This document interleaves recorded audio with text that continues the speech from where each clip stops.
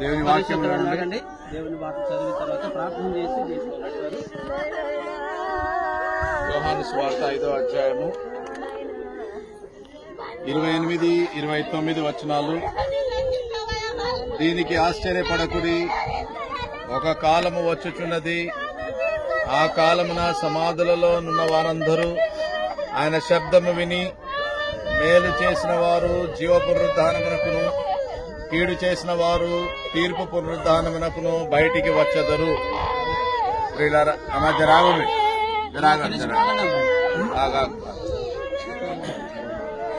రాములన్న యొక్క భౌతిక శరీరాన్ని మనం సమాధిలో పెట్టినాం. ఇప్పుడు వాక్యంలో దేవుని వాక్య ప్రకారం ప్రభు చెప్తున్నాడు, ఒక కాలం వచ్చుచున్నది, సమాధుల్లో ఉన్నటువంటి వారందరూ ఆయన శబ్దము విని పునరుద్ధానులై తిరిగి లేచెదరు. మరణముతో మన జీవితము సమాప్తము కాదు.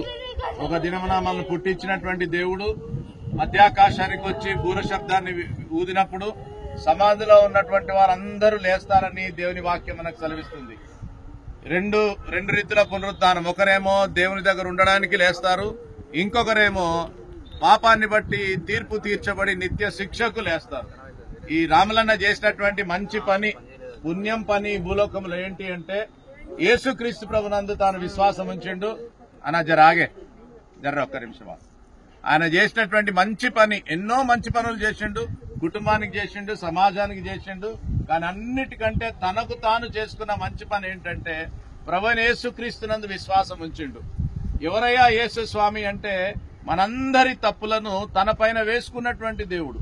యేసు ప్రభు గురించి దైవ గ్రంథంలో రాయబడి ఉంది, లోక పాపమును మోసుకొని పోవు దేవుని గొర్రెపిల్ల.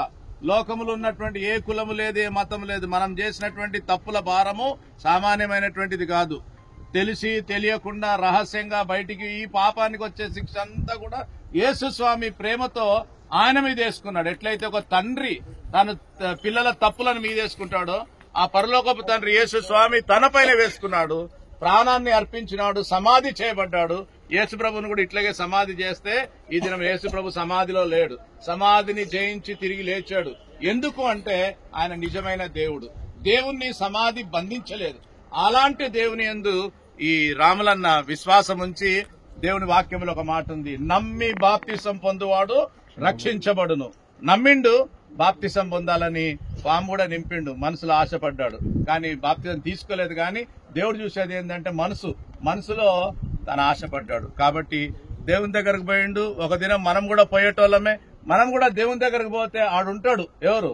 రాములన్నను కళ్ళతో చూస్తాం. అది మా నిరీక్షణ. అందుకోసము ఒక విత్తనం తీసుకొని పొలంలో ఎట్లయితే ఒక రైతు విత్తుతాడో ఆ రీతిగా ఈ విత్తనాన్ని భూమిలో విత్తుతున్నాం. ఒక దినం మొలకెత్తుతుంది. ఇది తాలు గింజలైతే చచ్చిపోతాయి, ఎక్కడికే పోతాయి.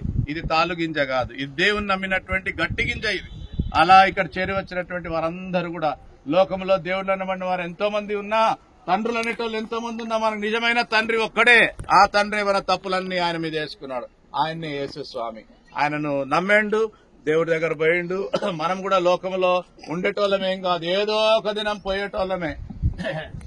ఈ లోకంలో శాశ్వతంగా ఉండేటువంటి వారు ఎవరు లేరు. పాస్టర్ ఉండడు, వినేటువంటి మనం కూడా ఉండము.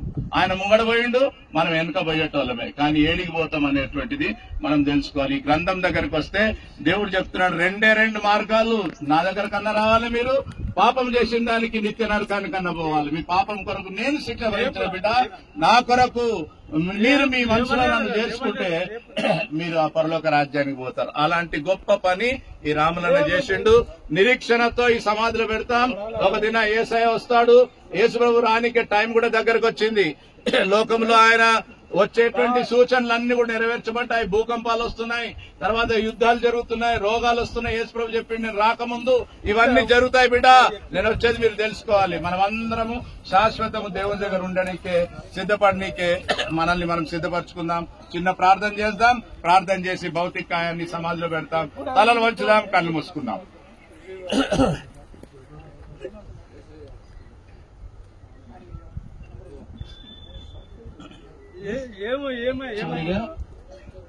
గమనించండి, మన మధ్యలో జోబాబు గారు, అలా శంకర పాస్టర్ గారు క్లుప్తంగా ప్రార్థన చేశారు.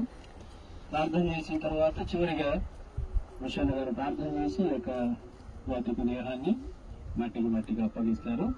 దయచేసి దయచేసి ముందుకు రావాల్సిందిగా కోరుతున్నాను.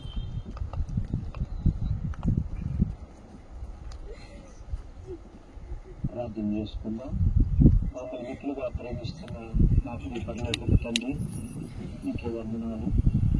మరొకసారి సహోదరు రాములు గారి కొరకు, వారు విడిచిపెట్టినటువంటి ప్రతి ప్రాణం కొరకు ప్రత్యేకంగా ఈ జనము ఈ యొక్క సమాధి కార్యక్రమం ద్వారా ప్రభువా నా తండ్రి ఈ దాసు నిలబెట్టుకుని మీరు మాట్లాడిన మాటను బట్టి వందనాలు చెల్లిస్తున్నాం.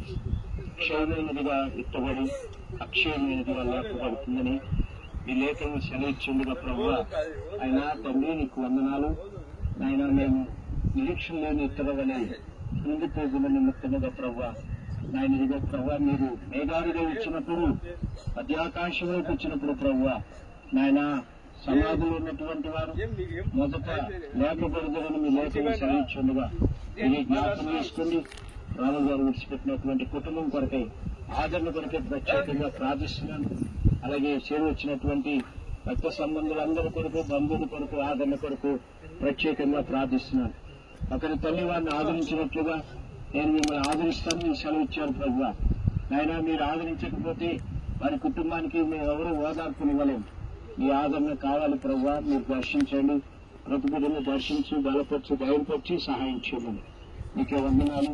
కుటుంబాన్ని బలపరిచి సహాయం చేయమని వచ్చినటువంటి వారందరూ కూడా బయలుపరచమని యేసు నామములో ప్రార్థించి స్తుతించి అడిగి వేడుకొంచున్నాము తండ్రి. ఆమేన్. ప్రార్థిత మహోన్నతుడు సర్వశక్తి